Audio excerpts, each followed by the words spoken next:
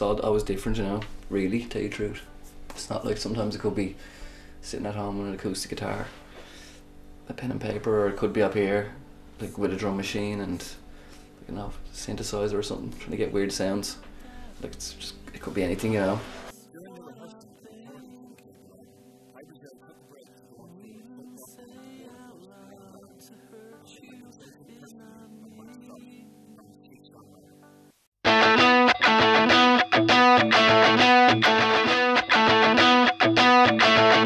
Basically, it was through MySpace that Joe got involved with Mike Scott.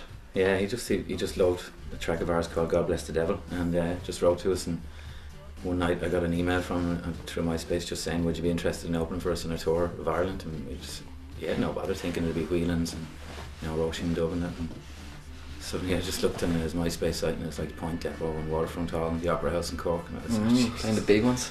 My heart sank at that moment, you know, I was starting butterflies already, but it was an incredible learning experience. It just gives you confidence as a band that you can play anywhere, because every night was frantic. We'd be left with like 10-15 minutes to do a sound check. Squashed onto the front of the stage. Yeah. Well, their own gear. We're never usually squashed, but at least you were getting squashed onto the Point Depot stage, you know, which is better than... It was frantic. It was all hands to the pump, but it was an amazing experience. It was definitely felt like we were a much more professional outfit by the time the tour was over. The Point was the big one as well. That was like, that was kind of like that was terrifying. Like going to gigs there as you were a kid, do you know what I mean, and going to see certain bands, and like I think I saw Nirvana there. That was my first proper gig. Then you're playing on the same stage, you know, just doing, kind of go, all right, let's go. Ooh. So it was. You won't forget those ones. No, you know that one. Those kind of gigs stay with you. Hybrasil eventually went on to set up their very own label, Manazzo Records, in 2007, named after the house of their close friend and often referred to sixth member, Frank Smith.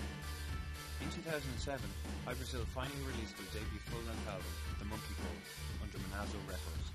The Monkey Pole was met with a rush of positive reviews, making many reviewers and critics best of the year list.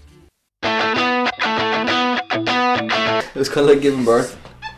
It was a bit like giving birth, if I knew what that felt like.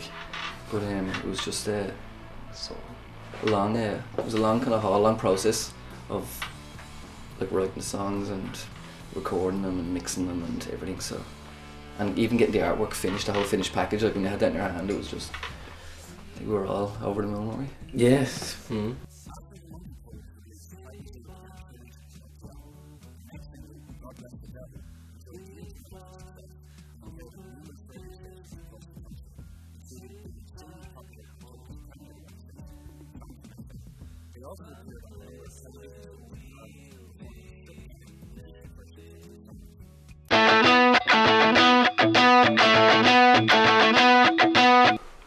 It was weird at first, actually. Yeah, it's cool. It was weird because I think my first one I was definitely driving somewhere. I think. Yeah, we were in the car. Oh, well, no, we were together, weren't we? We were in the van. We were in the van. We were in one of our vans.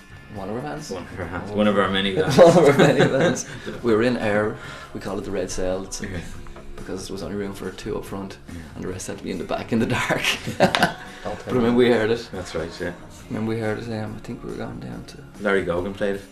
Yeah, Larry Gogan played it. I like about half 3 in the day or something. Yeah. And we were like, yeah, Larry, we love you, Larry. Yeah, I think I remember being in the back of the van, getting the tongue around the radio. I was trying to hear through the barrier to turn it up.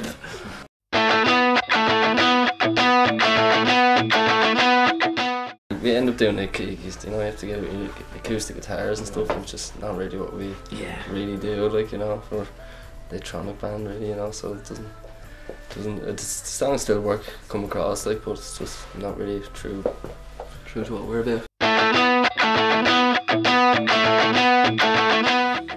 We don't even like really see ourselves as getting attention, you know, it's just we're kind of back to the basics, just loving doing it again. For a while there it seemed like work when the album came out first. Yeah, because you have to do this certain when you put an album out, you have to go about it a certain way. You have to go around to like radio stations around the country and promote it, which has its pluses as well, you know, but it's not something that we're into really doing that kind of stuff, you know. It's like they want you to play, like Neil said, kind of acoustic versions of your songs, and so you have to play an acoustic song. And we're like, oh no, how do we go about that? Fucking cover or something. It's very formulaic when you bring an album out. And, And now we're just back to, I think, just enjoying making tunes and not really caring. I think we probably got caught up in wondering what people are going to think of it and wondering, had certain expectations. Whereas now we're just, you know, let's just do it, keep going, enjoy it, enjoy hanging out with each other.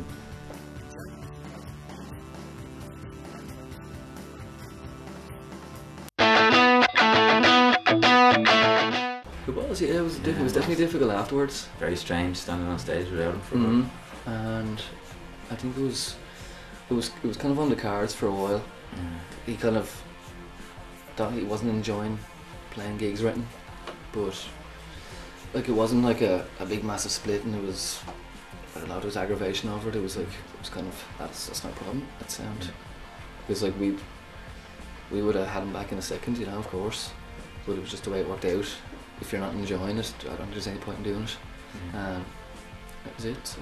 Although Nip and leaving was a strike to the band, things were looking up during the summer of 08 as they were booked to play numerous festivals in Ireland.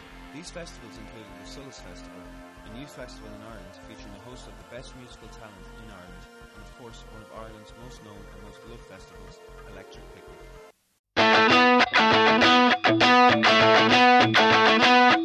Well, the Sulis Festival was kind of like a big mud bat, and It was, yeah. I think Which is such a shame because it was so well organised. And the train, I think some of the train tracks were flooded, so yeah. there was a load of people, like about 1,000 1,000 people that were 1,000 stuck in Dublin, couldn't get down to it.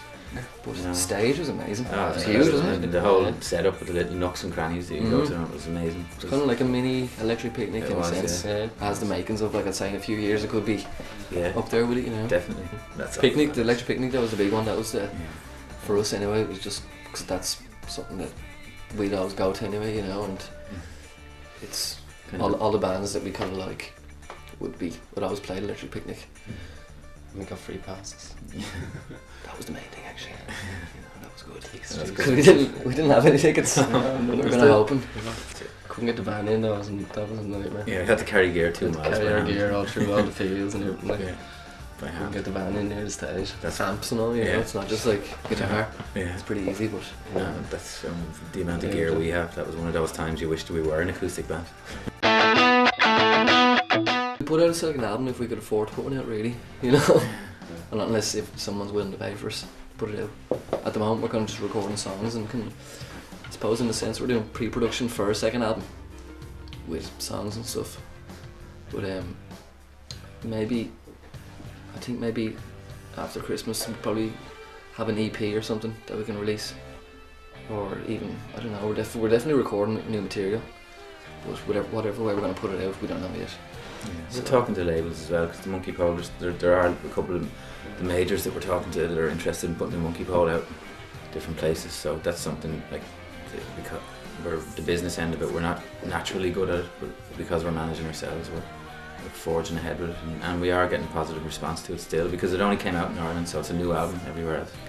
So, and because that sound is kind of in at the moment, that electronic sort of edge to it, we'll hopefully get it out in overseas in the next, I'd say, I'd be optimistic we'll get it out next year, and then use whatever we get from that to fund the next album, you know. That's the plan anyway. It's been a long time.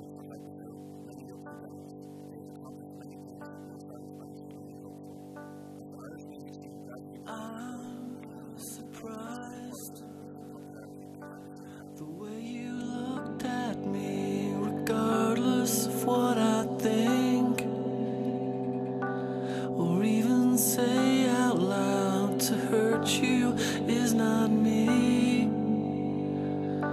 There's so much love inside.